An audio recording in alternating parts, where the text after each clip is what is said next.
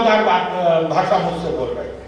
शंकर जी ने कहा पार्वती मैं घुमावदार भाषा नहीं बोल रहा हूं। तब बोले रावण मरण, रावण ने मृत्यु मांगी है।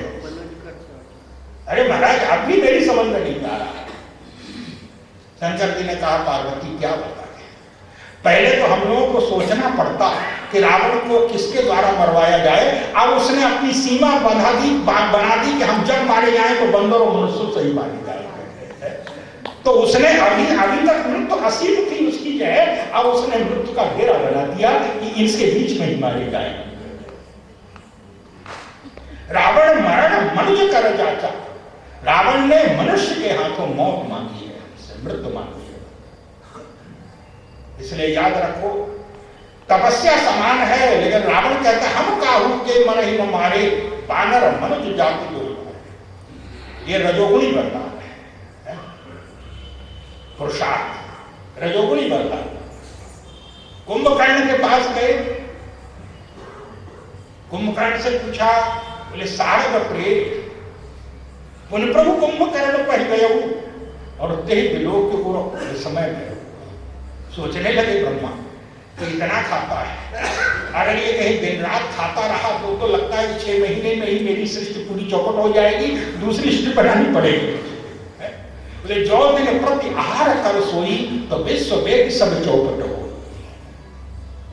सारद प्रेम उसने मांगा क्या, बोले हम 6 महीने सोए और एक दिन जगे। मांगना चाहता था कि एक जो है 6 महीने जगे और एक दिन सोए, उल्टा मांग लिया। सारद प्रेरिता सुमति मेरी और मांगी से नींद मां से टूटे। 6 महीने सोए एक दिन जगे। रावण ने रजोगुणी वरदान मांगा, कुंभकर्ण ने तमोगुणी वरदान मांगा। लेकिन विभीषण भी तो उसी तपस्या को संभाले ही है। गए विभीषण पास प्रभु कहे पुत्र वर मांग, पुत्र वरदान मांगो क्या चाहते। विभीषण ने तुरंत हाथ जोड़ करके कहा प्रभु अगर आप प्रसन्न है, गए विभीषण पास प्रभु कहे पुत्र वर मांगो और कहीं मांगे भगवंत पद कमल अमल अनुराग। भगवान के चरणों में मेरा निर्मल अनुराग बना रहे, बस मैं ये चाहता हूं आपसे। याद रखिए तपस्या समान है लेकिन लक्ष्य अलग है। एक का तमोगुणी है, दूसरे का रजोगुणी है और तीसरे का सतोगुणी मांग रहा है। हमारा उद्देश्य क्या है, साधना तो वही है, मूल्य तो हम वही दे रहे हैं, तीनों समान जो है वो साधना का मूल्य दे रहे हैं, लेकिन उस मूल्य के बदले में पाना क्या चाह रहे हैं। तो देवता लोग भी याद रखिए देवताओं में शक्ति है, लेकिन देवताओं में विषयों के प्रति भोगों के प्रति आकर्षण भी है। देवताओं की वृत्ति है क्या, बोले विषय भोग पर प्रीति सदा। देवता लोग जो है वो विषयों के प्रति ही उनके मन में आकर्षण रहता है। और ये देवता प्रत्येक इंद्रिय का देवता है हमारे यहाँ पर। और जो इंद्रियों के जो द्वार है वो झरोखा है। आपने दीपक जला, लेकिन याद रखिए दीपक जलाने के बाद फिर ध्यान रखिए क्या कहीं दरवाजा और खिड़की खुली नहीं है तो कब जो है वो तेज हवा आकर के बुझा देगी उसको कहा नहीं जा सकता। इसी प्रकार से बोले इंद्रिय द्वार झरोखा नाना और तह तह सुर बैठे करी थाना। देवता बैठा हुआ है, विषय भोग पर प्रीत सदाई, इंद्रिय स्वर्ण न ज्ञान सुहाई। आवत देखन विषय बयारी। वायु आती है और जैसे ही वायु आती है तो करती क्या है, वायु जीवन में वासना बढ़ाती है। रामायण में शब्द लिए लिखा है, बाहि सुहावन त्रिविध बयारी। शीतल मंद सुगंध, ये जो वायु जो बहती है होता क्या है, बोले बाहि सुहावन त्रिविध बयारी। करती क्या है, बढ़ाती किसको है, बोले बाहि सुहावन त्रिविध बयारी और काम कृषानु बढ़ा बलिहारी। जिस समय हवा चलती है तो वो अग्नि को बढ़ा चलती है। अगर अग्नि कहीं छोटी सी भी जो है, थोड़ा सा भी अगर अग्नि का वो हिस्सा हो तो उसको एकदम से जो है वो तेज कर देती है, बढ़ा देती है। इसी प्रकार से ये जो वासना की अग्नि है, उसके लिए ये जो वायु जैसे ही इसने खोला दरवाजा, हुआ क्या? बोले इंद्रिय सुर आवत देखे विषय में यारी और तेह की देही कपाट उभारी। ये इंद्रियों के जो देवता हैं वो तुरंत जो है वो बंद खिड़की को खोल देते हैं।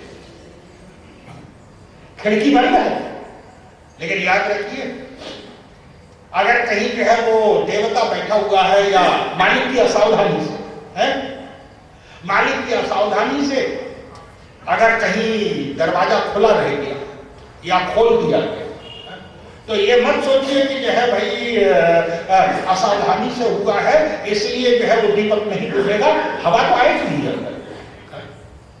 आवत देखे विषय बयारी और देह की देही कपाट उभारी। और जैसे ही भीतर आई करती क्या है?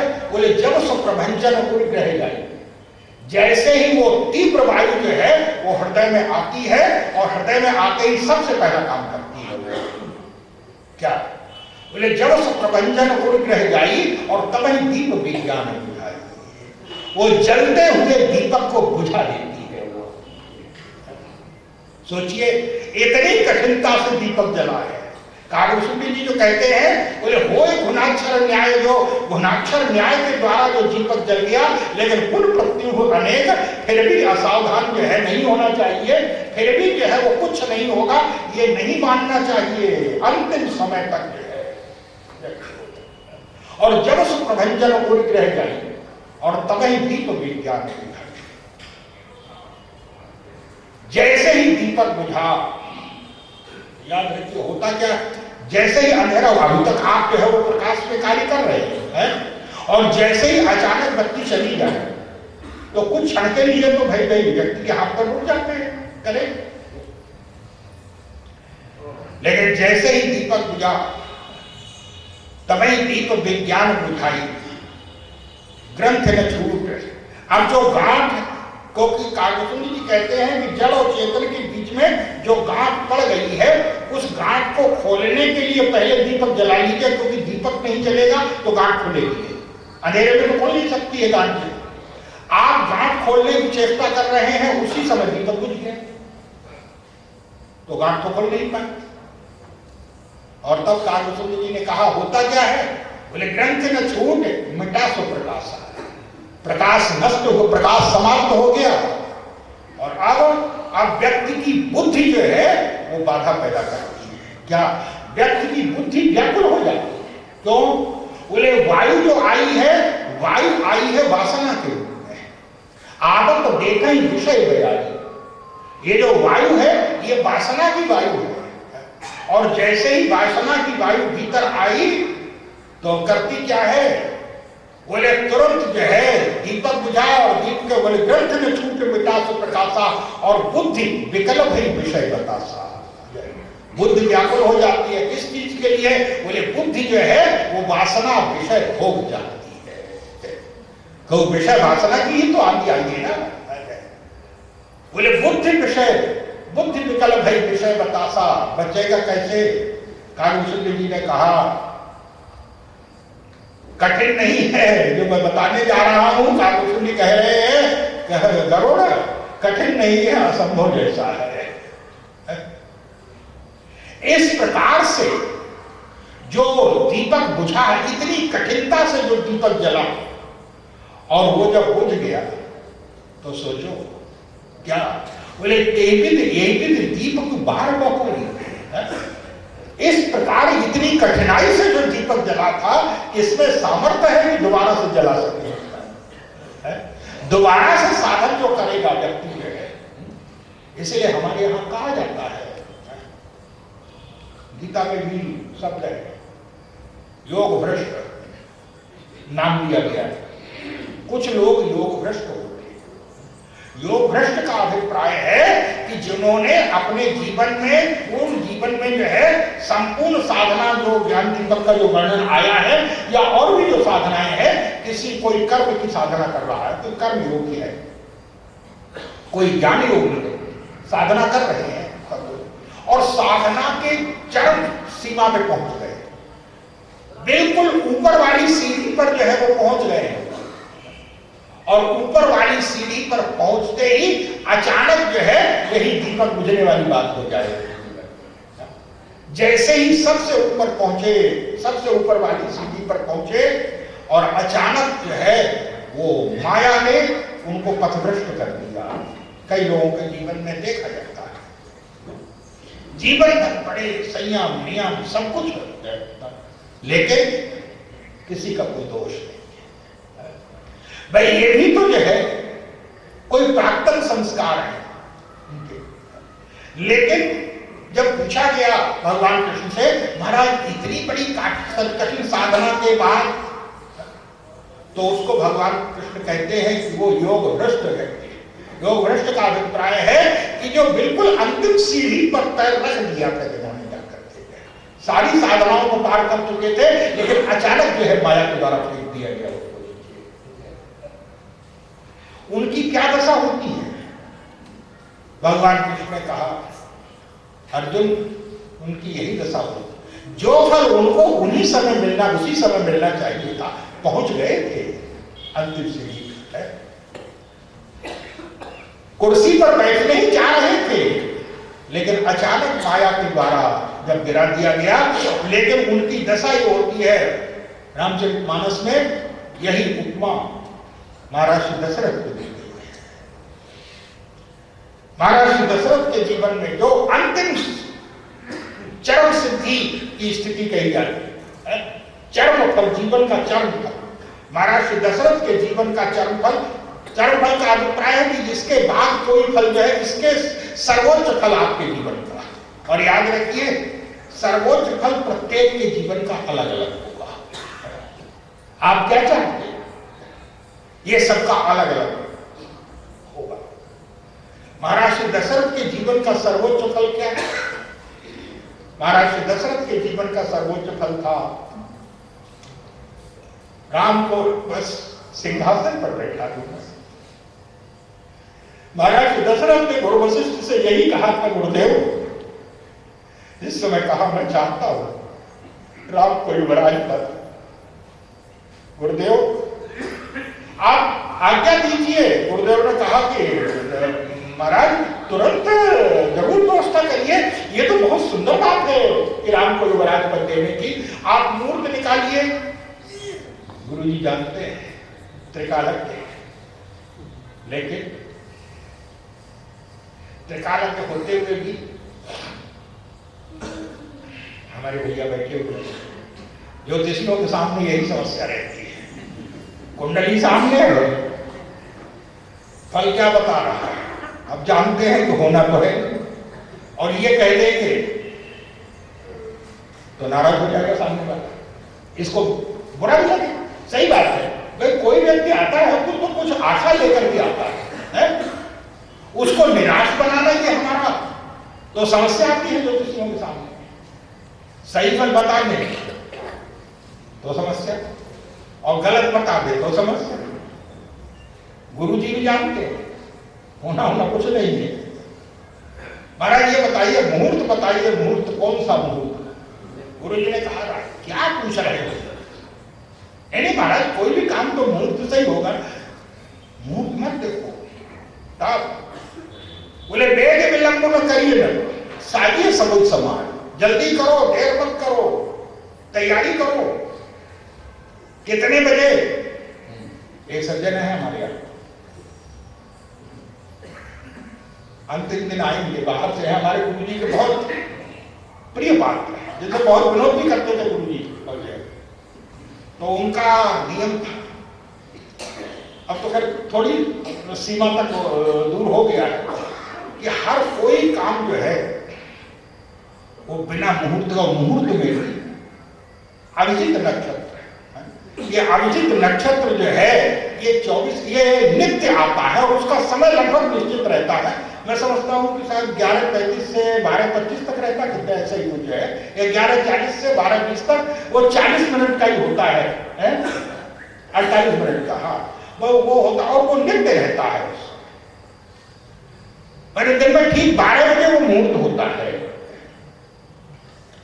तो उनका जो है वो कोई भी काम हो तो वो अभिषेक में,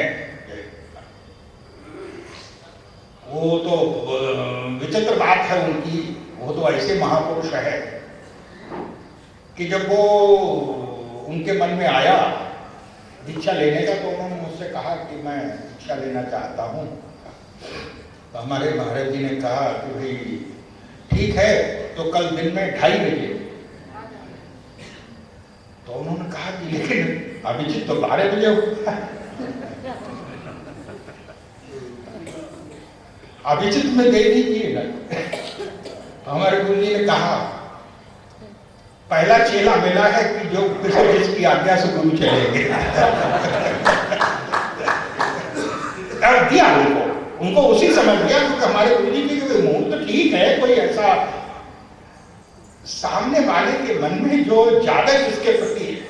अच्छा, हमारे गुरु जी जो थे वो तो इन चीजों से मुक्त थे। संस्कार ये भी याद रखिएगा, ये भी एक संस्कार है। रामायण में इसीलिए कहा गया है अशुभ संस्कारों को ही समाप्त नहीं करना। तब बोले कर्म शुभाशुभ है, शुभ अशुभ दोनों कर्मों को जो है और बुद्धि से राग दोनों कर्मों, ये बड़ा लंबा एक अलग वो है, लेकिन और बहुत सी चीजें ऐसी भी हैं कहते समय सावधान रहना चाहिए।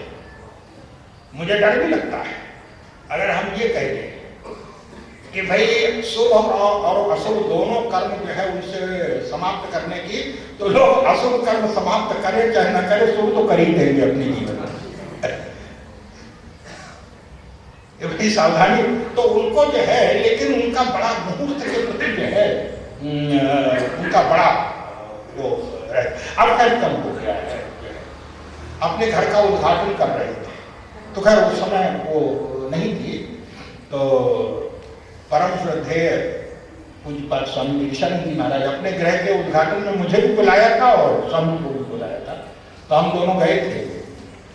और उन्होंने ये किया था कि भाई जब तैयारी की जा रही थी तो ये कहा था कि भाई और कमरे पहले तैयार हो पाए ना हो पाए, लेकिन 2 कमरे पहले तैयार कर दो, क्योंकि हम दोनों के लिए वो चाहते थे कि आप लोग सबसे पहले इस घर में रहने आकर के, तो 2 कमरे तो तैयार।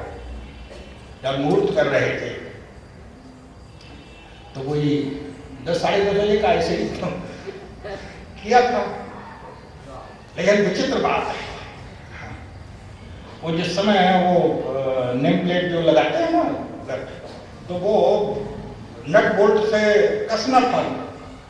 वो संयोग से वो बनाते समय उससे कारीगर से कुछ गलती हो गई, तो वो बराबर नट बोल्ट नहीं लग रहे थे। तो कहा ठीक है इसको बदलवा लिया जाए। 1-1.5 घंटे बाद आया, तब तक अभिजीत आ गया। तो हमारे स्वामी जी ने कहा कि भाई अभिजीत के बिना पीछा नहीं टूटा। अभिजीत ने तो वो उनके मुंह से निकला कि महाराज जी के मुंह से पहले निकला था उनको संस्कार मुक्त। तो खैर धीरे धीरे उनके संस्कार को हो रहे थे, लेकिन हमारे गुरु जी ने उनसे कह दिया था, मजाक में कह दिया था कि तुम अभिजीत को छोड़ दोगे लेकिन अभिजीत तुम्हारा पीछा नहीं छोड़ेगा। तो ऐसे जो है याद रखिए, कई लोग मुहूर्त एक सीमा तक ही ठीक। तो मुहूर्त दशरथ जी ने कहा, दशरथ जी से कहा गुरु जी ने, बेगे विलंब न करिए न पर साजिए सभी समाज। कब का मुहूर्त है? अरे सुजन सुमंगल तबई जब राम जिस दिन जो है वो राम जो है वो हृदय के सिंहासन पर बैठ जाए, ईश्वर जिस दिन जो है वो हृदय के सिंहासन पर बैठ जाए, इससे सुंदर मुहूर्त कौन हो सकता है? आप केवल कर्मकांड का पालन करते रहे और ईश्वर से निकटता प्राप्त न हो, याद रखिए वो मुहूर्त क्या है, किसका मुहूर्त है? अरे बिना मुहूर्त के भी जो है अगर आपके हृदय में ईश्वर का वास हो गया, ईश्वर का प्रेम आपके निकट हो गया, समझ लीजिए सबसे बढ़िया मुहूर्त जो है वो तो यही है। वेद विलंब न करिए न को साजिए सभी समाज और सुदिन सुमंगल तबई जब राम हो युवराज। जिस समय राम बैठ जाए समझ लो यही सबसे बढ़िया मुहूर्त है। जीवन की अंतिम सर्वोच्च इच्छा की हुई थी। और महाराज श्री दशरथ ने कहा भी यही था, महाराज आपकी कृपा से, यही कहा था गुरु जी से, बोले प्रभु प्रसाद, आपके आशीर्वाद और शंकर जी की कृपा, प्रभु प्रसाद शिव सबई निभाए। आपका आशीर्वाद और शंकर जी की कृपा दोनों ने मिलकर के मेरे जीवन की सारी इच्छाएं पूरी कर दी। मैं नहीं कह सकता हूं कि जो है कोई इच्छा पूरी नहीं हुई, जिसकी मैं कल्पना नहीं कर सकता था, महाराज मुझे वो मिला है जीवन में। बस अगर इच्छा कोई बची हुई है तो केवल एक इच्छा बची हुई है, क्या? बोले यह लालसा एक मन माई, केवल एक इच्छा बची हुई है। कौन सी? बोले नाथ राम करी है जो बड़ा, बस राम को सिंहासन पर बैठे हुए देख लूं मैं जी, मेरा राम सिंहासन पर बैठ जाए। और मैं आपसे सत्य कहता हूं महाराज, क्या? बोले एक बार आपके करकमल के द्वारा जो है वो राम का अभिषेक कर दिया जाए, उसी क्षण, अगले क्षण ही जो है वहीं पर मेरा प्राण चला जाए, मुझे कोई चिंता नहीं होगी। क्यों? बोले जीवन का सर्वोच्च प्राप्त हो जाएगा मेरा, मुझे जो है राम को सिंहासन पर बैठे हुए देखकर।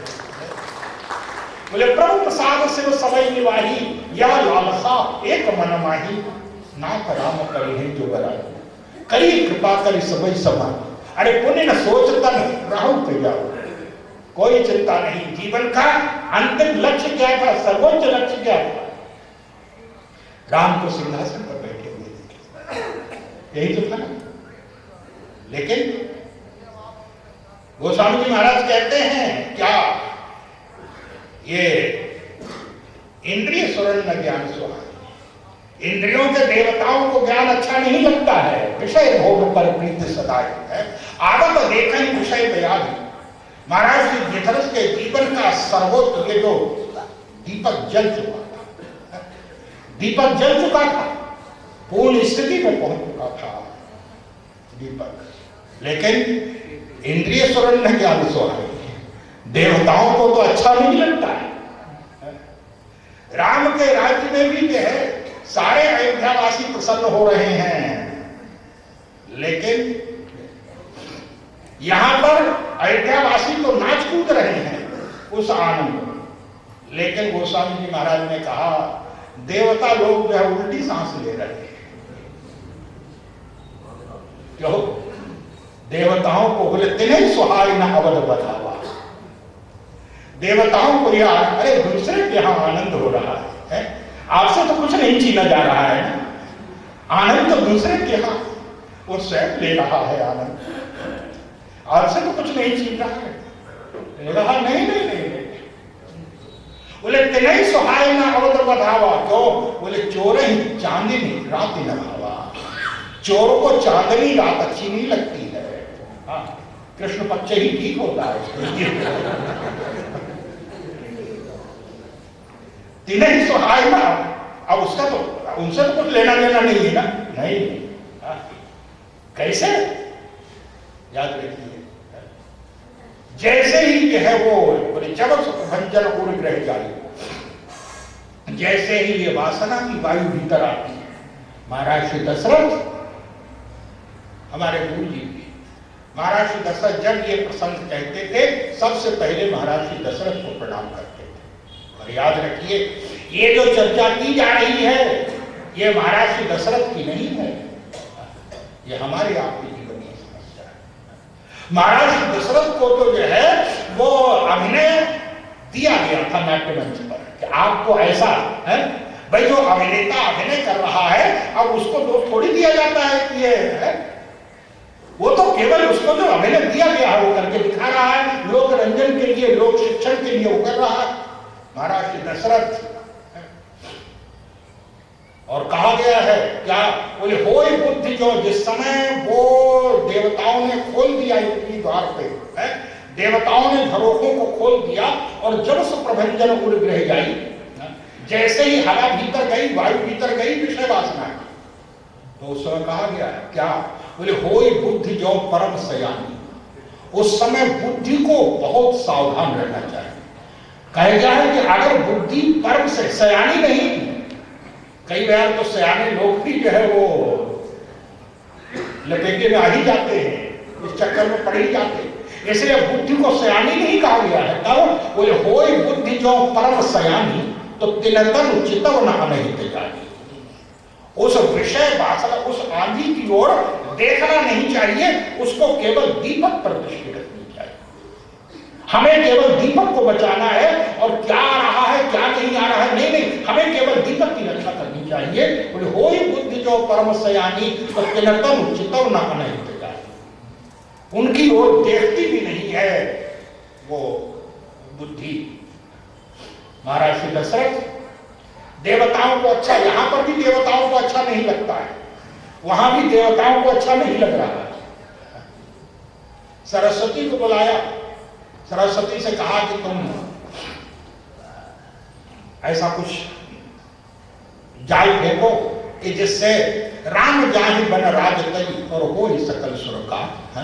राम जो है वो राज छोड़ करके चले जाए, सिंहासन न होने पाए, अभिषेक न होने पाए राम का। इसका अभिप्राय है दशरथ को सर्वोच्च पद प्राप्त न होने पाए, सर्वोच्च स्थिति प्राप्त न होने पाए।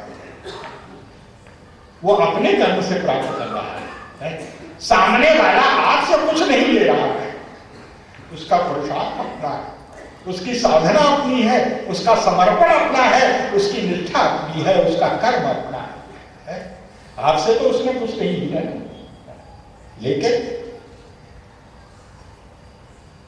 सामने वाला जो है वो सुख भोग।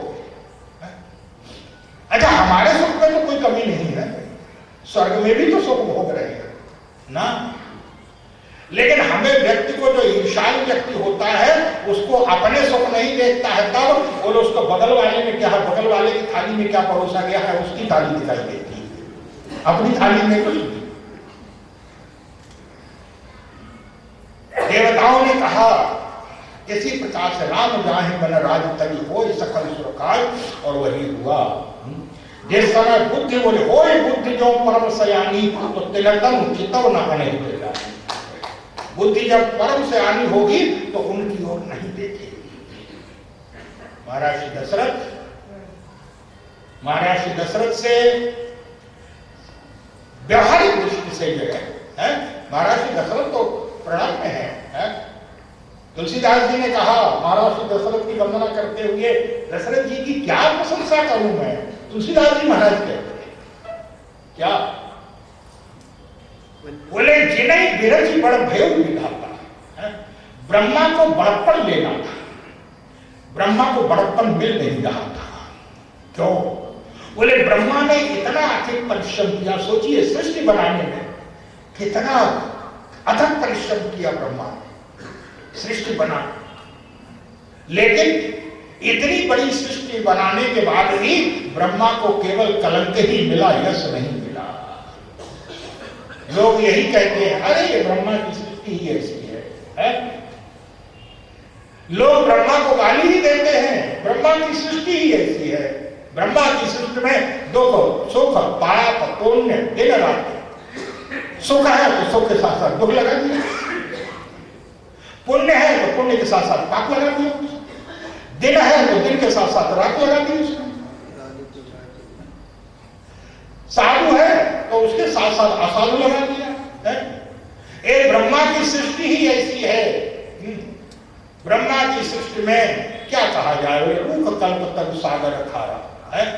समुद्र इतना विशाल है लेकिन खारा बना दिया उसको। समुद्र के किनारे जो है वो व्यक्ति प्यासा मर जाए, पानी भी नहीं पी सकता है, सोचिए इतनी अथाह गंगा। तो ब्रह्मा को बोले ब्रह्मा का काम ऐसा है,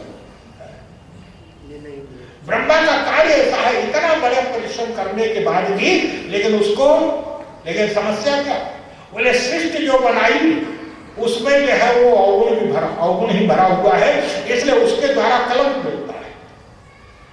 लेकिन बोले दोष रहित कोई है नहीं, और अगर कोई है भी तो उसे ईश्वर ने नहीं बनाया है। कौन? बोले ईश्वर ही है, उसे ब्रह्मा ने नहीं बनाया है, क्योंकि भगवान ही दोष रहित है। लेकिन विचित्र बात है क्या, बोले भगवान को बनाया नहीं ब्रह्मा, वो तो स्वयं भगवान ईश्वर के द्वारा ब्रह्मा की उत्पत्ति हुई है। ब्रह्मा को बनाया है ईश्वर ने। बोले जो सृष्टि बनाई उसमें दोष भरा है, और जो ईश्वर जो है वो दोष रहित है उसको बनाया नहीं। तो इसलिए ब्रह्मा इतना परिश्रम करने के बाद भी अपयश ही मिला ब्रह्मा को। ब्रह्मा ने कहा कोई बात नहीं। तो बोले ब्रह्मा ने दशरथ और कौशल्या को बना दिया।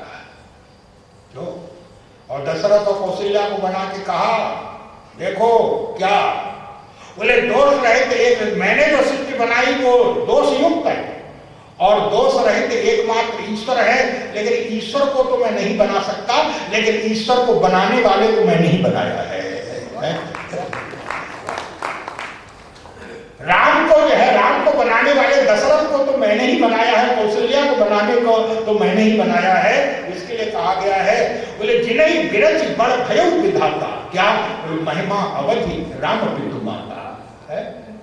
राम को बनाने वाले को तो मैंने ही बनाया है। वो महाराज दशरथ क्या पूछ रहा है? ब्रह्मा ने बड़प्पन लिया है जिनका निर्माण करके, जिनका जन्म दे करके, लेकिन समस्या क्या है? क्या बोले आज की रात्रि ही जो है, आज समस्या क्या है? बोले बुद्धि अगर सयानी होती है, ये जो वासना जब आती है, जब हवा जब आती है और दीपक जब बुझता है तो सबसे पहले विषय वासना जागृत हो जाती है, विषय वासना चैतन्य हो जाती है। तभी दीप विज्ञापन ग्रंथ न छूट मिटा सो प्रकाशा और बुद्धि विकल्प है विषय बतासा। विषय वासना के लिए बुद्धि व्याकुल हो जाती है। बुद्धि को उस समय बड़ी सावधानी से काम करना है। लेकिन समस्या क्या? महाराज दशरथ के जीवन में भी वही आया। क्या बोले जीवन की कल्प है वो सर्वोच्च प्राप्ति होगी, राम को युवराज कल्प है, सर्वोच्च लक्ष्य प्राप्त हो जाएगा। लेकिन आज की रात्रि किस रानी के महल में व्यतीत करूं, ये प्रश्न था। 3 रानियां हैं, कौशल्या, कैकेयी और सुमित्रा। और ये 3 कौन है? ये बाहर ही नहीं है, ये हमारे आपके सबके भीतर है। और महाराज दशरथ ये 4 हैं, याद रखिएगा। और ये कौन है? तो हमारे यहां कहा गया है क्या? बोले ज्ञान शक्तिश्च कौशल्या, कौशल्या की ज्ञान मिली है। सुमित्रोपासना देखा, सुमित्रा की उपासना समर्पण और निष्ठा है। कैकेयी बोले ज्ञान शक्तिश्च कौशल्या सुमित्रोपासनात्मिका और क्रिया शक्तिश्च कैकेयी, कैकेयी क्रिया शक्ति। और महाराज दशरथ बोले वेदो दशरथ हो नरवा, महाराज दशरथ वेद है। वेद में इन्हीं 3 का प्रतिपादन किया गया है, ज्ञान, कर्म और उपासना। ज्ञान कौशल्या है, उपासना सुमित्रा है, कैकेयी कर्म है। महाराज दशरथ का कैकेयी के प्रति अधिक अनुराग था, अधिक राग था। और कैकेयी क्रिया है। पुराणों में भी वर्णन आता है हमारे यहाँ पर कि वेदों में जो है वो क्रिया के कर्मकांड के श्लोक जो है वो ज्ञान और उपासना की अपेक्षा अधिक है। वेदों में भी जो है वो क्रिया को अधिक महत्व दिया गया है। वेद की क्रिया के प्रति पक्षपात है। और याद रखिए, अगर बुद्धि परम सयानी होती तब निश्चय करना है, निश्चय तो बुद्धि को ही करना है ना भाई, निश्चय तो बुद्धि से ही होता है। मन में तो संकल्प विकल्प उठते हैं, मन निश्चय नहीं करता है। मन में संकल्प विकल्प उठते हैं, और जब मन में संकल्प विकल्प उठते हैं तो वो संकल्प विकल्प बुद्धि को समर्पित किए जाते हैं, बुद्धि की ओर दिए जाते हैं। इनमें क्या करना है, क्या नहीं करना है। निश्चय तो बुद्धि को करना है।